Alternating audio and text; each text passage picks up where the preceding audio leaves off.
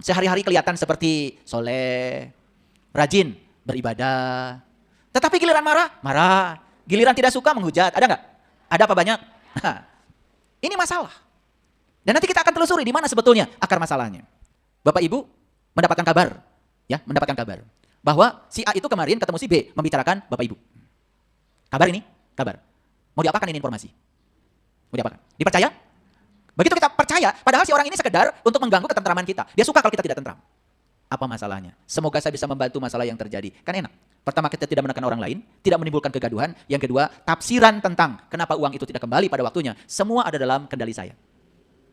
Karena saya tahu, hidup itu penuh dengan ketidakpastian. Hidup itu penuh dengan kompleksitas. Hidup itu penuh dengan perubahan. Sedangkan saya ingin mempertahankan diri agar saya ada di zona nyaman. Itu salah saya. Padahal hidup itu terus berubah. Paham maksud saya? Tafsiran ada dalam kuasa kita. Memberi makna pada situasi dalam kuasa kita. Coba kendalikan yang bisa kita kendalikan. Begitu kita memberikan tafsiran yang positif, tenang-tenang aja.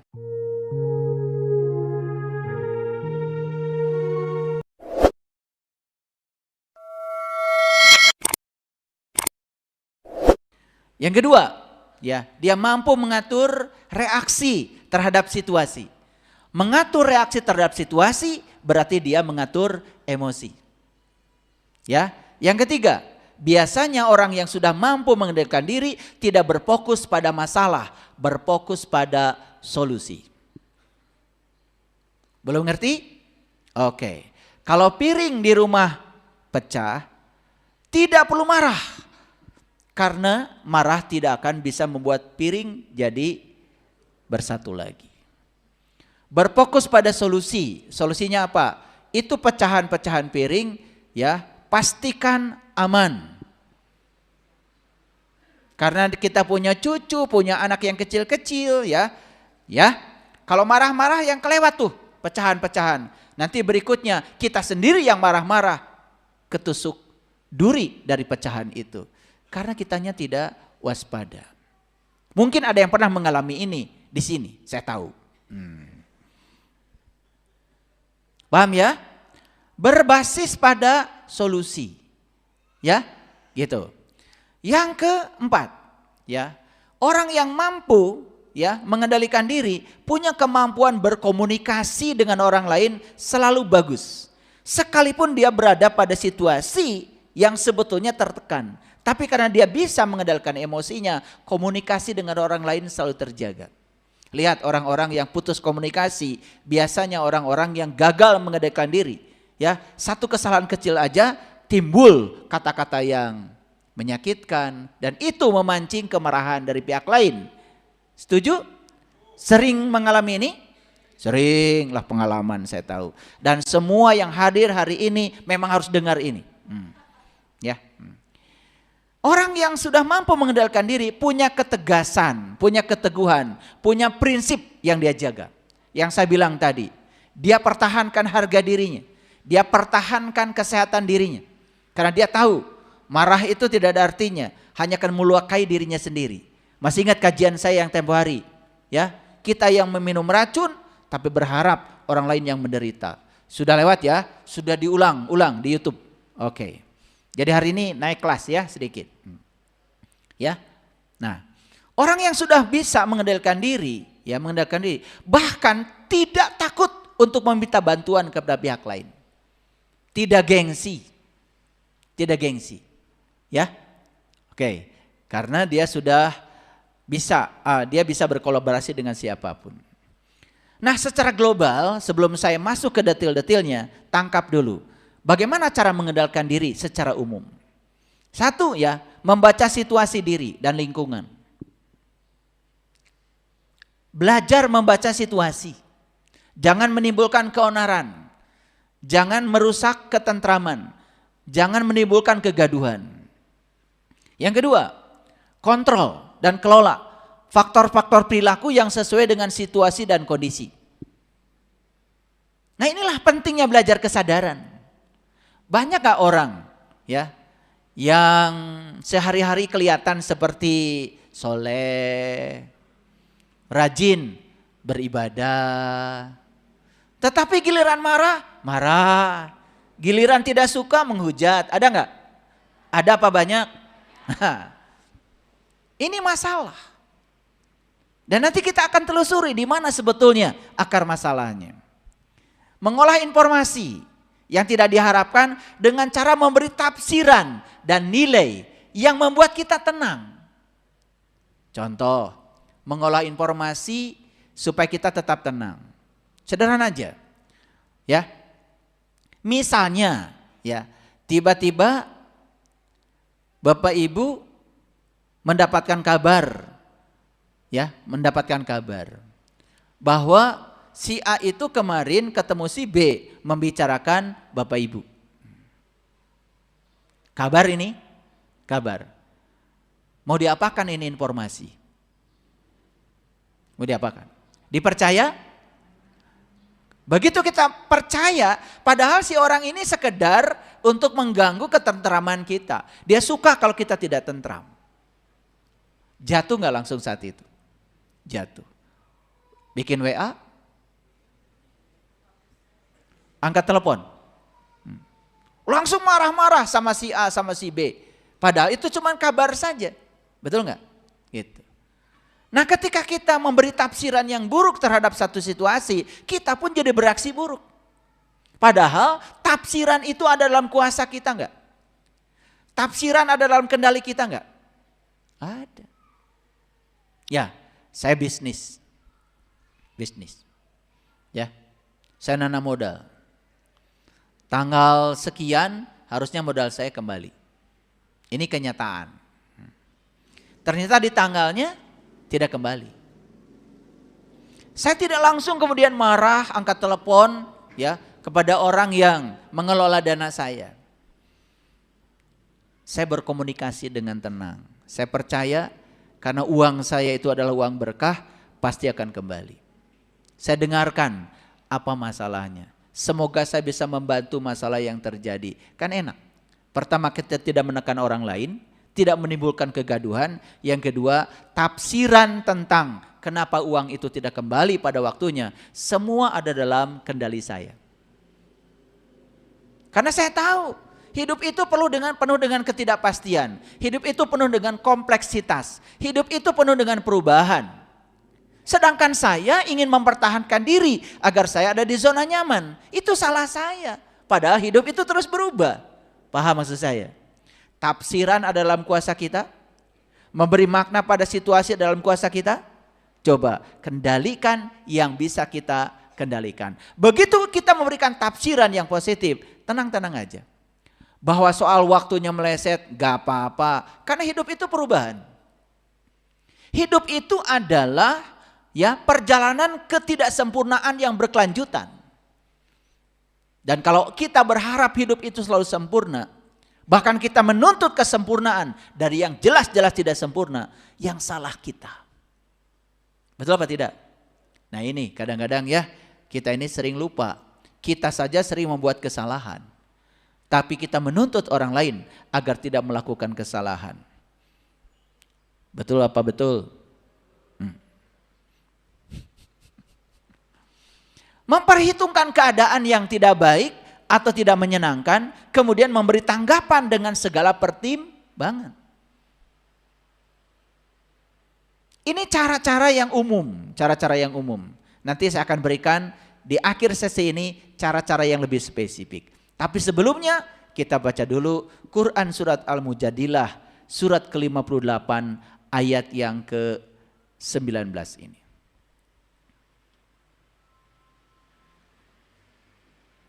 Ya, saya bacakan ya bahasa aslinya. A'udzubillahi minasyaitonirrajim. Bismillahirrahmanirrahim. Saya mau membacakan ayat ini ta'udz dulu. Ta'udz dulu. Ya, aku berlindung kepada Allah dari godaan setan yang terkutuk. Siapa yang terkutuk? Tuh, kalian tuh ngaji dari dulu ya, nggak jelas ya. Aku berlindung kepada Allah dari apa? Dari godaan setan. Setan itu hanya menggoda. Yang salah, yang tergoda oleh godaan. Yang suka tergoda oleh godaan, setan apa kamu? Jawab dulu, biar jelas ngajinya. Ya, siapa? Setan apa kamu? Setan itu tidak salah, tugasnya menggoda. Yang jelas salah itu yang tergoda oleh godaan. Saya mau nanya sama Bapak Ibu, godaan itu bagus apa buruk? Bagus. Godaan itu harus ada untuk mengecek kualitas kita. Godaan itu harus ada untuk menguji seberapa hebat kita. Kita tidak akan pernah tahu hebat atau tidak kalau tidak ada godaan. Jadi godaan itu positif atau negatif? Kita pastikan. Positif. Setan itu negatif apa positif? Positif.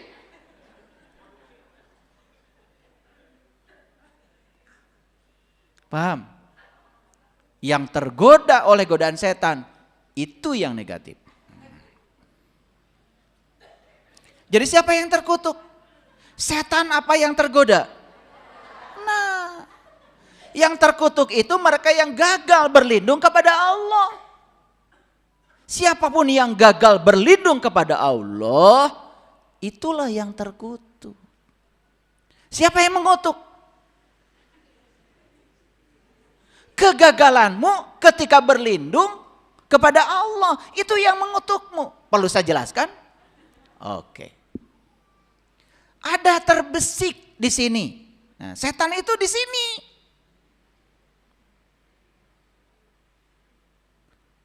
Di sini setan itu. Yuwaswisu fi sudur, yang suka membisikkan kesadaranmu. Asalnya sadar, dibisikkan, jadi tidak sadar. Nah, membisik itu tidak mungkin dari jarak yang jauh. Tidak mungkin dari jarak yang jauh. Dari jarak yang jauh mah teriak. Dan setan itu gak pernah berteriak. Sampai sekarang saya belum pernah mendengar suara setan. Tetapi orang-orang yang terbisiki oleh setan sering saya lihat. Makanya orang yang terbisiki oleh suara setan dan kemudian dia ngikutin bisikan itu, dia yang terkutuk. Maka yang terkutuk itu sering disebut kesetanan. Paham? Paham ya? Gitu. Nah, orang yang berhasil berlindung kepada Allah, dia sepenuhnya mengambil kekuatan positif dari Allah. Itu yang disebut dengan ketuhanan. Jadi ketuhanan itu artinya dia menyerap sifat-sifat Allah. Menjadi sifat-sifatnya disebut tahaluk bihalakillah. Itulah kenapa sila pertama Pancasila, ketuhanan yang Maha Esa. Bukan bicara Tuhan, ketuhanan. Nah, kira-kira Bapak Ibu sering ketuhanan atau kesetanan? Sebenarnya saya malas nanyanya ya, karena sudah tahu saya. Jadi ketuhanan kesipati sifat-sifat Tuhan. Kalau kesetanan kesipati sifat-sifat setan. Kenapa kesipati? Dia yang mengizinkan. Setan tidak salah karena dia cuma menggoda, tugasnya menggoda. Yang salah kamu tergoda. Kenapa terkutuk? Siapa yang mengutuk? Lihat saya. Begitu gagal berlindung kepada Allah, kita akan dikutuk oleh kegagalan kita berlindung kepada Allah. Misalnya, contoh. Ya, contoh. Karena kemarahan, dia kemudian tercetus dari mulutnya merendahkan orang lain. Dan kemudian orang lain yang direndahkan tidak terima. Dia punya rekaman videonya, dia punya buktinya, lapor sama polisi.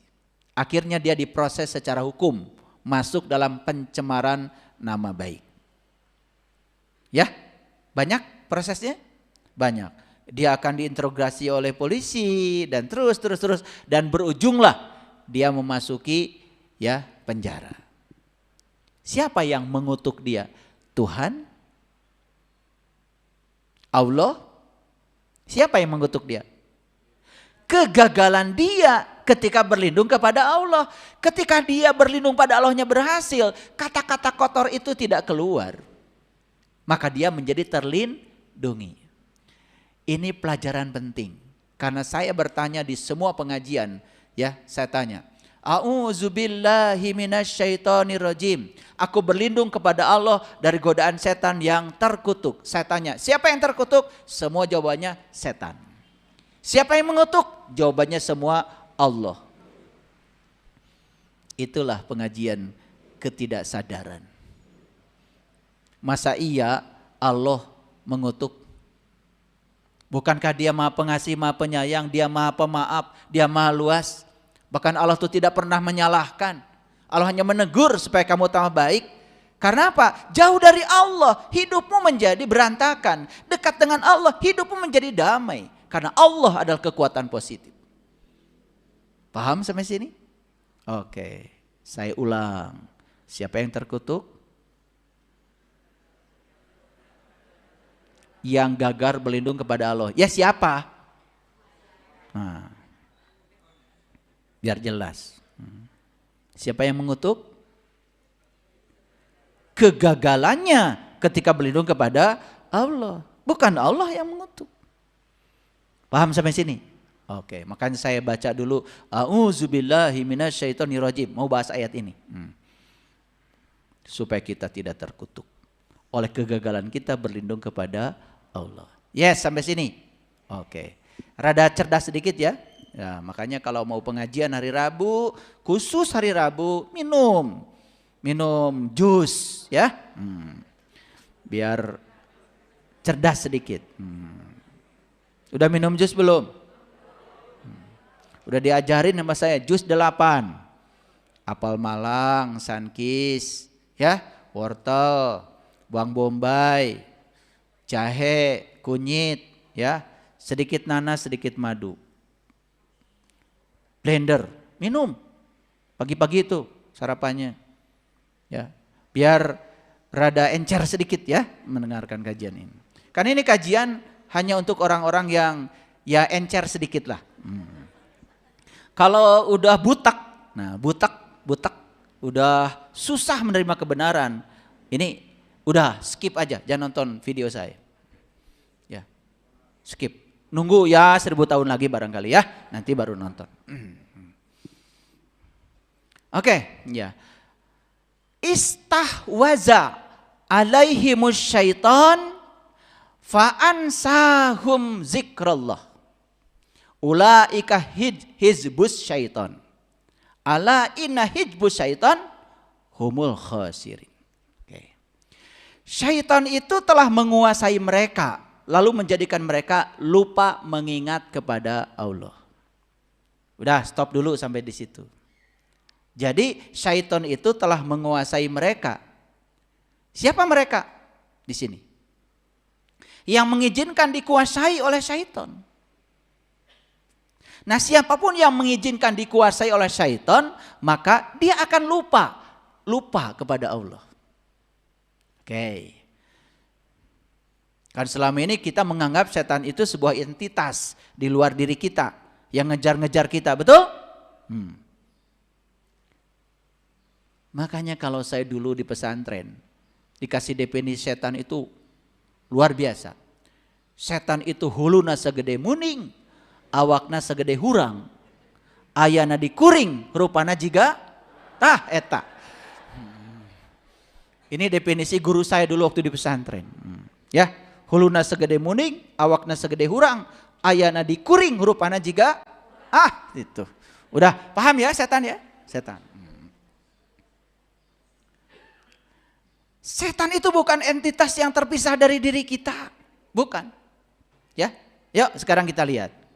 Dulu ketika kita ada di alam alastu, kita ini ditanya oleh Allah, alastu birabbikum, apakah aku ini Tuhanmu? Dan saat itu kita mengatakan, qalu bala syahidna, ya aku menyaksikan. Akibat dari menyaksikan saat itu, apa yang disaksikan pasti dong bisa diingat. Oke, lihat saya semua. Bapak Ibu menyaksikan saya sekarang? Oke. Baju saya warna apa? Emas. Ganteng gak saya? Fitnah itu. Ibu bapak menyaksikan saya, kira-kira pulang dari sini masih bisa nggak mengingat semua yang terjadi di sini? Oke. Gampang ya sederhana. Untuk mengingat itu harus menyaksikan. Setuju ya? Setuju. Setuju ya? Setuju. Selama ini banyak orang yang mengklaim sudah bisa ingat sama Allah. Padahal dia belum menyaksikan. Dia baru menyebut-nyebut namanya. Dikiranya menyebut dengan mengingat sama. Nah, ini yang harus dicermati. Oke. Jadi setan telah menguasai mereka. Lalu menjadikan mereka lupa mengingat Allah. Istahwaza alaihimus syaitan fa'ansahum zikrallah. Bapak Ibu, apa yang pernah disaksikan oleh Bapak Ibu waktu di alam alastu, sekarang masih ingat? Masih ingat? Tidak. Jadi sekarang kita sedang lupa nggak mengingat Allah? Lupa. Nah supaya kita bisa ingat lagi, bisa mengingat lagi, kan berarti kita harus menyaksikan lagi. Setuju sampai sini? Pelan-pelan ya. Nah, siapa yang menjadikan kita lupa mengingat Allah? Setan atau kita? Setan apa kita? Ya kita. Karena kita mengizinkan dikuasai. Karena kalau kita tidak mengizinkan dikuasai, setan tidak akan menguasai. Yo, wujudnya apa sih setan itu? Kan begitu kita datang ke dunia dulu, kita dalam keadaan sadar. Lalu kesadaran kita kemudian dibungkus oleh macam-macam ajaran, doktrin, dogma. Betul? Yang kemudian semua itu membungkus kesadaran kita. Lalu kita menjadi tidak sadar. Dan wujud nyata dari setan itu adalah pikiran gelap kita. Dan itu diizinkan oleh kita masuk menjadi program yang mengendalikan pikiran kita. Akibatnya apa? Kita jadinya dikendalikan oleh pikiran gelap kita. Itu yang disebut dengan ego. Itu yang disebut dengan diri palsu. Apa yang terjadi? Kesadaran murni yang kita miliki nyaris tidak berdaya. Karena sudah dikepung oleh ketidaksadaran yang disebut dengan ego. Kenapa? Karena kita tidak sadar sejak dari kecil mengizinkan diri kita dibungkus kesadarannya oleh semua program itu. Dan kemudian kita mengidentikan diri seolah-olah diri kita itu adalah apa yang kita pikirkan. Jujur. Bapak Ibu sekarang kita praktek. Praktek ya. Coba pejamkan matanya. Oke. Coba pikirkan sesuatu. Pikirkan sesuatu. Oke. Sesuatu aja. Udah terpikir? Oke. Sekarang cobalah kita keluar dari pikiran itu. Kita mengamati yang sedang dipikirkan. Bisa? Bisa. Kita keluar mengamati yang sedang dipikirkan oleh pikiran. Oke. Bisa? Tetap pejamkan mata, pejamkan mata. Kita sedang memikirkan sesuatu. Ya. Dan kita sekarang mengamati yang sedang dipikirkan oleh pikiran. Bisa? Bisa.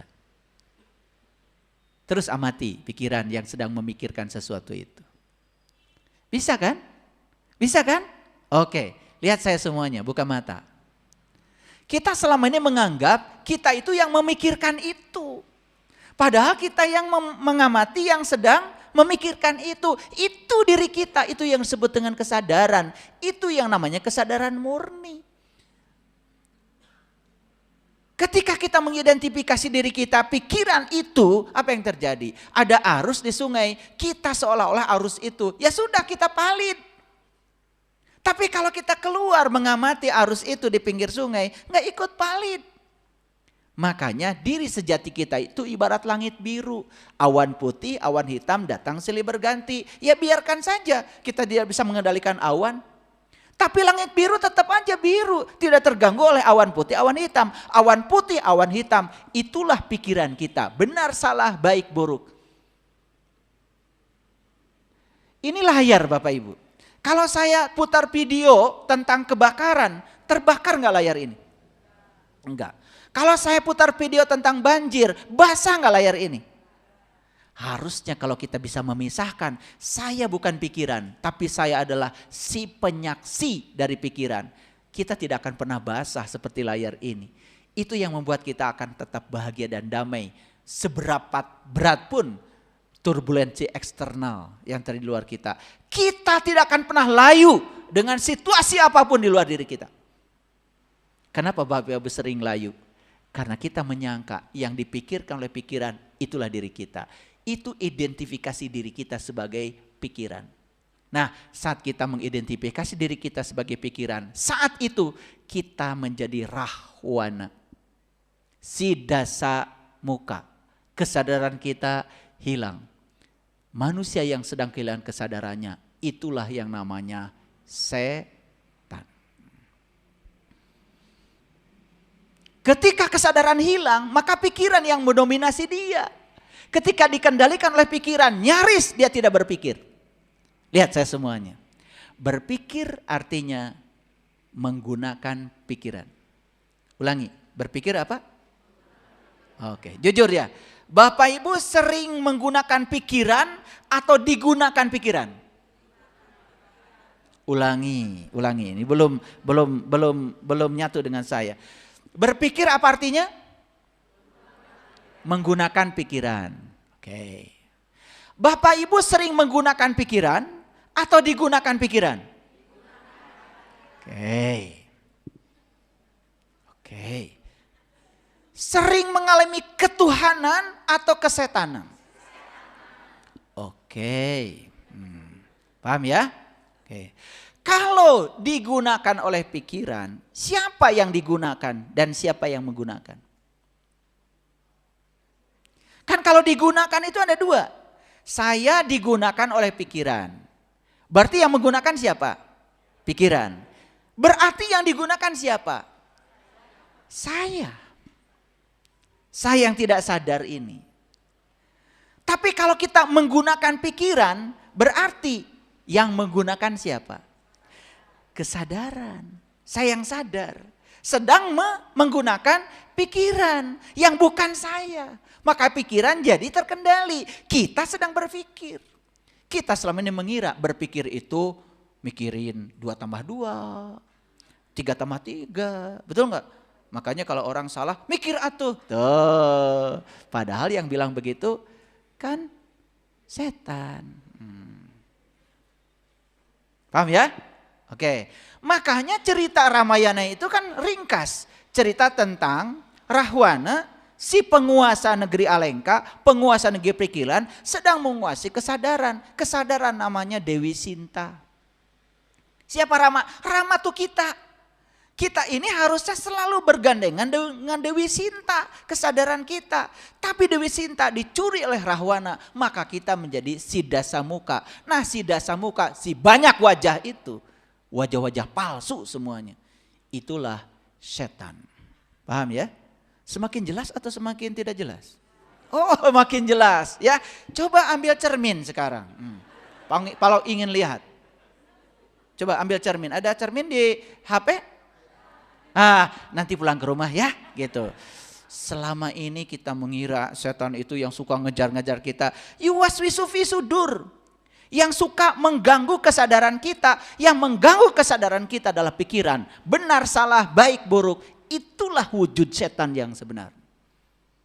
Dan itu yang membuat kita menjadi lupa kepada Allah. Jadi kesimpulannya sebelum saya lanjutkan. Setan telah menguasai mereka, menjadikan mereka lupa mengingat Allah. Mereka itulah yang namanya golongan setan, disebut hizbus syaiton. Nah, makanya di Quran ada 2 kata hebat. Satu, hizbus syaiton. Yang kedua, hizbullah. Hizbus syaitan disebut keluarga setan. Hizbullah disebut keluarga Allah. Makanya ada satu organisasi dunia, entah di negeri mana, antah berantah, namanya Hizbullah. Tapi saya tidak melihat itu keluarga Allah. Yang saya lihat kekerasan, perang, itu. Ya sebetulnya itu hizbus syaiton. Cuman bermanifestasi seolah-olah dibungkus hizbullah. Makanya siapapun yang masih melakukan kekerasan pada orang lain, menghina orang lain, merendahkan orang lain, itu bukan sifat Allah.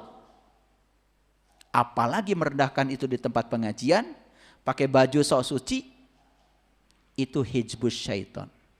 Dia sedang dikendalikan oleh amarahnya. Dia sedang kehilangan kesadaran.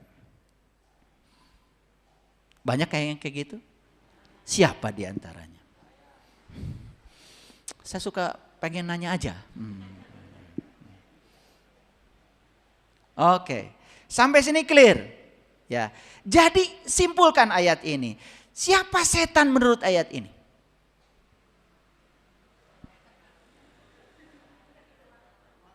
Lihat dulu ayatnya. Siapa setan menurut ayat ini? Yang lupa mengingat Allah. Udah titik, nggak usah ditambah-tambah lagi.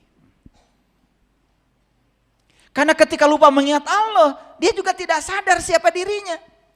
Dia kira dirinya itu adalah apa yang dia pikirkan. Dan ketika mengidentifikasi diri sebagai pikiran, siap-siaplah untuk mengalami banyak cobaan dalam kehidupan. Dan cobaan bukan dari Allah. Dari ketidakmampuan kita mengingat Dia. Clear sampai sini? Kata siapa? Kata Quran, surat apa? Ayat berapa? Bukan kata saya. Ya. Saya aneh ya. Saya bicara Quran jelas-jelas gitu. Cuma karena berbeda dengan yang selama ini dianggap sesat. Gimana sih? Ilmu itu tanpa batas. Quran itu ada lapisan kayak bawang. Kalau dibuka lapisan luar ada lagi, ada lagi, ada lagi, ada lagi. Kayak bawang. Puncak terakhir kalau kita mengupas bawang, kosong. Dan saat sudah tidak bisa mengupas lagi, yang ada cuma hangat-hangat air mata. Betul nggak Bu? Pernah ngupas bawang? Keluar tah cimata, perih. Betul nggak Bu? Ya tak. Makanya puncak terakhir belajar agama adalah rasa. Begitu kita terbebas dari segala definisi, terbebas dari segala konsep, masuk pada kekosongan. Di kekosongan itulah yang ada cuman hangat-hangat air mata. Makanya ciri orang yang sudah sampai lembut. Ya, lembut itu bukan suaranya, mohon